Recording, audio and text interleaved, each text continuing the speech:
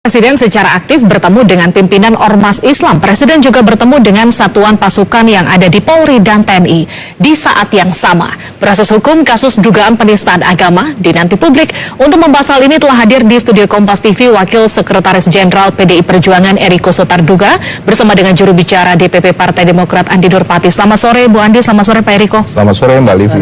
Kita ke Pak Eriko dulu. Pak Eriko, kita lihat pasca 4 November, Presiden sibuk sekali mengundang perwakilan dari Ormas Islam, kemudian ia juga tak kalah mengunjungi.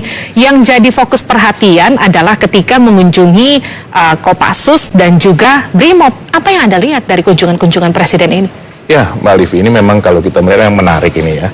Artinya kalau pada saat demo di tanggal 4 November itu, dari yang kita tangkap selama ini berjalan dengan sebenarnya sangat baik. Ya, bahkan di media massa, kalau saya tidak salah juga bahkan di Kompas, ada pernikahan yang terjadi di katedral, di mana sempat sudah ragu-ragu untuk meneruskan prosesi pernikahan ini, karena melihat situasi yang demikian banyaknya massa yang di sekitar itu, yang demonstran, yang demo. Nah, ternyata massa yang demo ini membantu untuk mempercepat bisa masuk ke gereja katedral, dan prosesi pernikahan itu berjalan dengan lancar dan mereka merasa sangat bersyukur. Nah, jadi kalau kita melihat proses-proses demo ini sendiri kan dilindungi oleh undang-undang dan berjalan dengan baik sampai pada batas waktu sore hari. Tetapi setelah itu baru terjadi hal-hal yang memang tidak kita inginkan. Kalau kita melihat juga seperti Adam yang memang menggerakkan dan lain-lain. Nah, jadi Anda mengamini ada dugaan-dugaan aktor politik. Ada dugaan seperti itu. Tapi tentunya ini semua proses yang kita lihat, aparat keamanan tentu akan bekerja untuk menemukan atau untuk melihat siapa yang sebenarnya melakukan hal-hal seperti ini, dan proses-prosesnya sebenarnya sudah berjalan. Siapa yang sebenarnya melakukan hal tersebut? Tapi Pak Eriko, kalau kita kembali lagi melihat bagaimana rutinnya Presiden Jokowi katakanlah bersafari politik belakangan ini, adakah kaitannya dengan lontaran Presiden pasca aksi demo bahwa betul-betul ada aktor yang menunggangi di balik? Nah, begini Mbak Livina, ini kita kan melihat tadi satu proses yang berkaitan secara langsung dengan hal ini. Kalau kita melihat sampai saat ini, pertumbuhan Indonesia itu kan tertinggi, salah satu tertinggi di dunia dalam hal ekonomi. Begitu juga proses pembangunan sedang berjalan, sedang giat-giatnya infrastruktur yang dilakukan pada saat ini.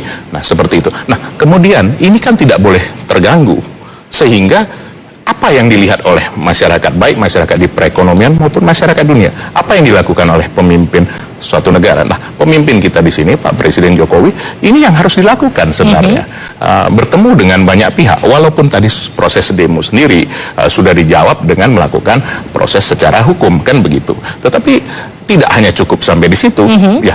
Bertemu dengan seluruh ulama, baik dari NU, kemudian Muhammadiyah, kemudian juga bertemu dengan prajurit-prajurit TNI dan Polri. Nah, bukankah seorang pemimpin tertinggi di negara kita harus melakukan hal seperti itu? Betul. Sebenarnya?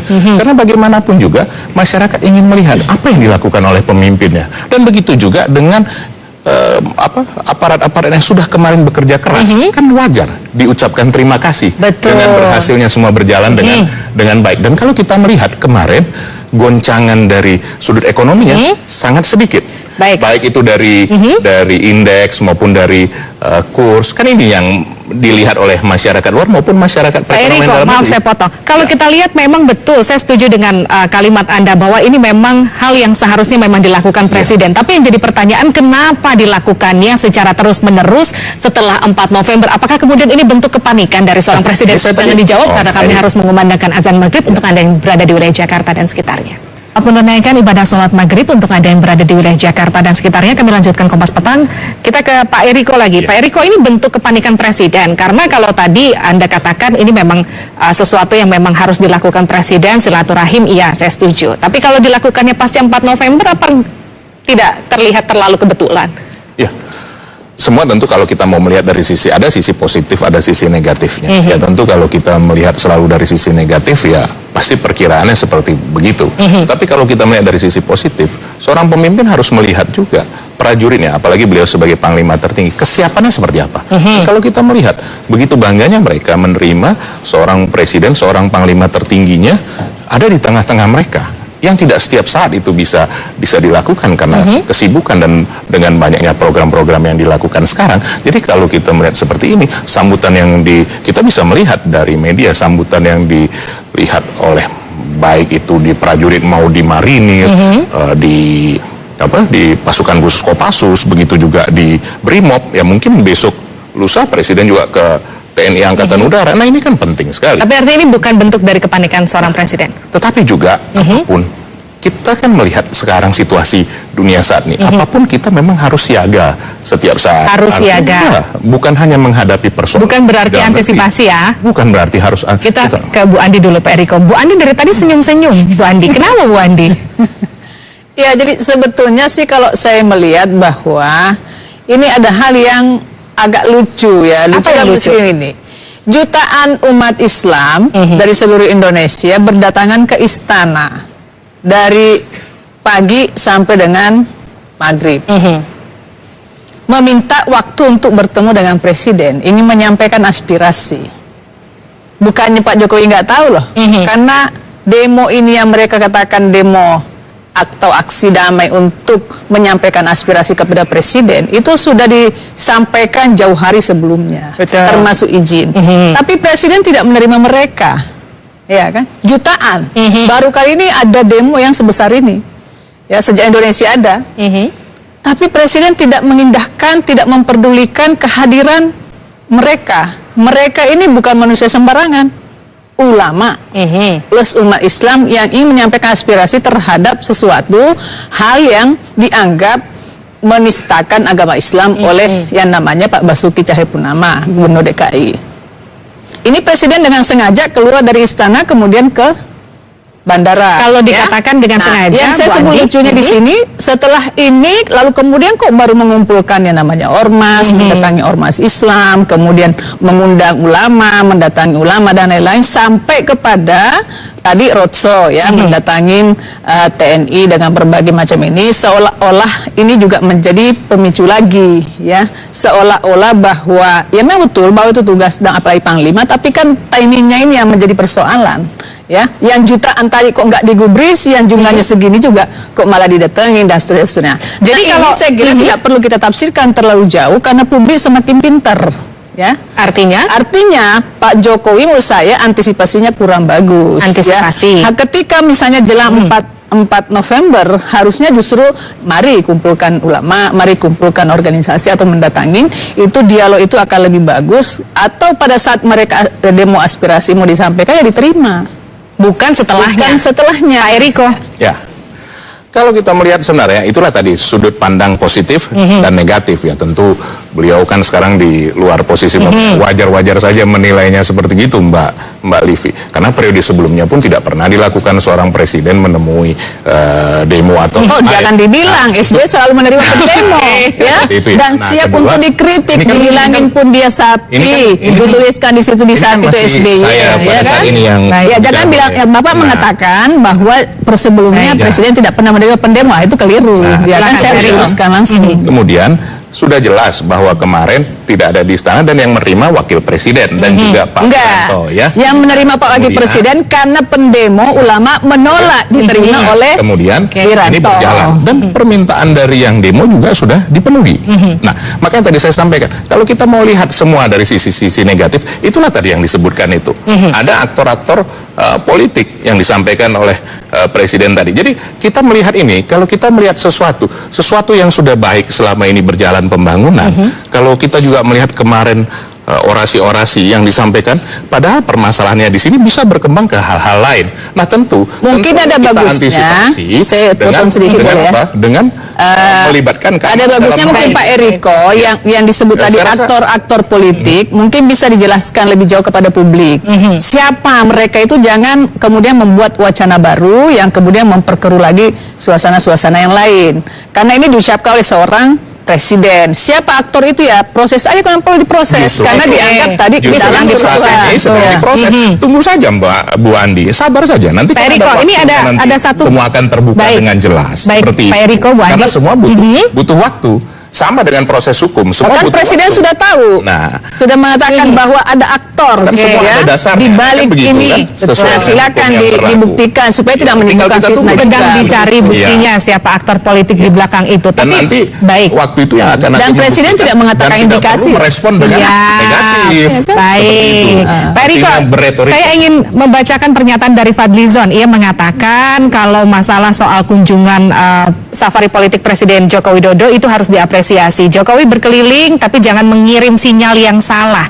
Jangan mengirim sinyal yang terkesan menakut-nakuti rakyat dengan mengatakan akan mengirimkan pasukan khusus, akan mengirimkan pasukan darurat. Adakah yang Anda tangkap dari hal ini, Pak Eriko? Saya rasa hal yang normal yang menyampaikan bahwa kalau namanya pasukan khusus kan dikirim untuk sesuatu yang khusus. Tidak ada. Selama ini juga yang bekerja di dalam pengamanan adalah dari kepolisian dan ada juga dari aparat lain, dari TNI yang di BKO kan, itu jelas kok terlihat di publik dan terlihat di media. Hal-hal yang wajar saja. Kalau nanti memang ada gangguan dari pihak luar seperti sekarang dengan ISIS ini yang di sana yang akan mungkin kembali ke sini, bahkan sudah ditenggarai kembali, ini juga kan harus dihadapi. Ini kan persoalan-persoalan geopolitik yang memang harus disikapi. Kalau disambungkan dengan adanya indikasi akan ada demo yang lebih besar tanggal 25 November dengan disambungkan dengan pernyataan Presiden Jokowi, tidakkah ini memang terkesan menakut-nakuti rakyat? Ya sekarang kalau kita melihat, ini kan semua praduga.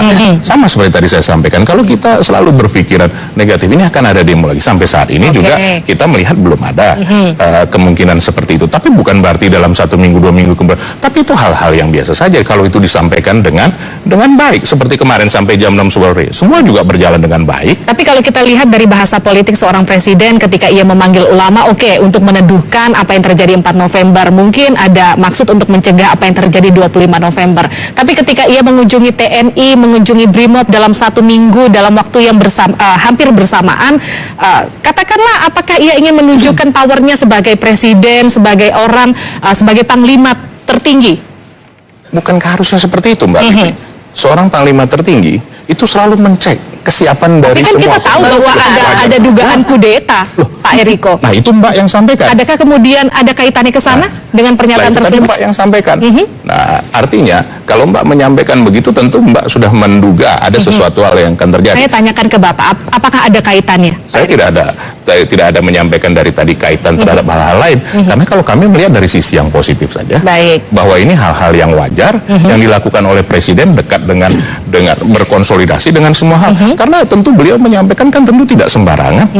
Nah, tapi kita tunggulah waktunya. Kita Kan ada tunggu. waktunya semua nanti untuk menunjukkan. Kalau tadi ada dikatakan aktor politik, nanti ada waktunya bahwa itu akan terlihat. Sebenarnya kalau kita melihat sekarang juga kalau kita melihat dari sisi negatif sudah terlihat. Siap. Nah, seperti Bu Andi, ada waktunya, nanti akan terlihat. Ya, kita memang lihat masih juga nanti. sebaliknya ke polisi. Ya, tapi menurut saya sih ya sah-sah saja seorang presiden mau mendatangi siapa saja. Cuma kan timingnya saat ini yang kemudian menjadi pertanyaan publik. Kenapa baru sekarang melakukan kegiatan-kegiatan itu? Kenapa yang jutaan tadi ini nggak mau diterima oleh Presiden Jokowi? Ya, itu belum bisa dijawab oleh Presiden. Kenapa nggak mau menerima pendemo yang akan menyampaikan aspirasi secara damai? Nah, yang kedua adalah yang saya tahu bahwa umat Islam, para ulama, ustadz, habaib dan lain-lain ini, itu kan murni persoalannya cuma satu, minta memproses hukum Pak Ahok yang telah diindikasi melakukan penistaan Islam. Nah ini kan proses hukumnya oke lah berjalan, tapi kan mereka menganggap ada indikasi bahwa ini dilindungi, ini di backup dan segala macam, sehingga tidak terjadi proses-proses yang diharapkan sebagaimana mestinya. Tapi kita berharap bahwa pemerintah, dalam hal ini Presiden Jokowi kan sudah menyampaikan pernyataan bahwa tidak akan melakukan intervensi. Ini sudah positif. Kemudian kita melihat bahwa sebetulnya kalaupun Presiden menunjukkan kita punya TNI, punya Polri siap kalau ada apa macam-macam, itu ada sesuatu yang normal dalam sebuah bangsa. Tapi yang ingin kita sampaikan juga bahwa ulama, habaib, kemudian umat Islam, posisinya ini yang perlu dipahami, mereka ini melakukan jihad untuk memperjuangkan agama Islam yang diindikasi dilakukan peristiwa oleh Ahok ini. Nah, yang kedua, mau diancam mereka itu pakai apapun, mau tentara, mau polisi, mereka itu tidak takut. Jadi ada hal yang mesti Pak Presiden pelajari dan kaji lebih jauh. Menghadapi mereka ini tidak cukup dengan hanya menunjukkan kita punya tentara, kita punya polisi, udah siap kalau ada terjadi kericuhan macam-macam. Mereka juga tidak ada niat melakukan kericuhan dan terbukti sampai maghrib tidak ada Tapi sedikit artinya pun. perlukah membuka dialog dengan rakyat ataukah hanya cukup untuk menegakkan hukum terhadap dugaan kasus penistaan agama ini setegas-tegas? Ya, logikanya memang Presiden menerima mereka. Sekali lagi sangat kita sayangkan Presiden tidak membuka dialog itu atau menerima mereka menyampaikan aspirasi sehingga terjadilah yang namanya mereka menolak untuk diterima oleh Pak Wiranto sebagai Menko Polhukam dan mereka kemudian menegosiasi, ya sudahlah kalau Presiden nggak mau wapres gitu ya, itu yang, nah itu kan memerlukan waktu untuk melakukan negosiasi. Nah terjadilah apa yang terjadi di kericuhan sedikit setelah. Tapi artinya setelah ini masih perlu nggak untuk membuka dialog lagi dengan masyarakat? Paling tidak untuk menenangkan masyarakat dengan adanya rencana aksi 25 November, paling tidak dengan rencana membuka dialog. Kalau itu aksi bisa 25 November sih saya belum tahu persis ya. Tapi yang artinya mereka ini mengatakan kalau tidak ada respon yang positif terhadap proses hukum mengenai Pak Ahok ini, maka memang mereka mengatakan kami akan kembali lagi dengan jumlah yang lebih besar. Itu yang kami tahu dari media sosial ya. Nah, karena itu saya kira yang dilakukan Pak Jokowi untuk berdialog dengan ulama segala macam ini positif menurut saya. Cuman ya sayangnya itu agak telat ya dilakukannya. Tapi untuk antisipasi berikutnya ya sebuah kondisi yang cukup bagus. Tapi tentu upaya ini memang kita harapkan sudah agak sulit untuk bisa memulihkan kondisi yang demo pada saat itu yang mereka menganggap bahwa Presiden ini menghindar. Baik, Bu Andi, apapun hasilnya kita akan lihat nanti, tapi tentu kita harus apresiasi apa yang dilakukan Presiden Joko Widodo paling tidak untuk menenangkan umat Muslim. Ya, gitu, sekali lagi, tadi kan beliau sudah menyampaikan dugaan-dugaan itu seperti itu kan. Nah, bahwa akan terjadi, padahal proses hukum sedang berjalan. Dan proses hukum itu diminta transparan dan diminta juga dilibatkan unsur-unsur katakan Kompolnas semua supaya terlihat dengan terbuka, kan begitu. Tapi tentu itu yang nanti akan proses kita kawal hukum bersama. apapun ini kalau sudah dilihat dari sudut tadi itu berpikiran bahwa pasti negatif, nah inilah hal-hal yang sebenarnya mau disampaikan oleh Presiden juga kepada masyarakat bahwa ini proses hukum sedang berjalan, tidak ada dilindungi atau hal apapun juga. Ya, pertanyaannya kemudian kenapa Presiden kalau sudah ada pikiran negatif, ini tentu kita bertanya kan. Artinya kenapa bisa menduga bahwa nanti kalau ini tidak tanggal 20 ini coba. Proses hukum saja sedang berjalan. Pertanyaan yang tidak pernah dijawab, kenapa Presiden tidak mau menerima mereka menyampaikan aspirasi tanggal 4 November bahwa ada pihak-pihak yang memang tidak menyenangi bahwa kondisi ini sekarang sedang berjalan membaik. Tapi tentu kita harus menghargai proses hukum yang sedang berjalan, kita harus menghargai apa yang sedang dilakukan aparat penegakan hukum, dan kita nanti akan melihat bagaimana hasilnya. Bukan karena keinginan pribadi-pribadi atau aktor-aktor. Terima kasih telah bergabung bersama kami Sekretaris Jenderal PDI Perjuangan Eriko Sotarduga dan juga juru bicara DPP Partai Demokrat Andi Nurpati. Terima kasih. Kami kembali usai jeda. Informasinya adalah pasca Antasari Azhar bebas, keberadaan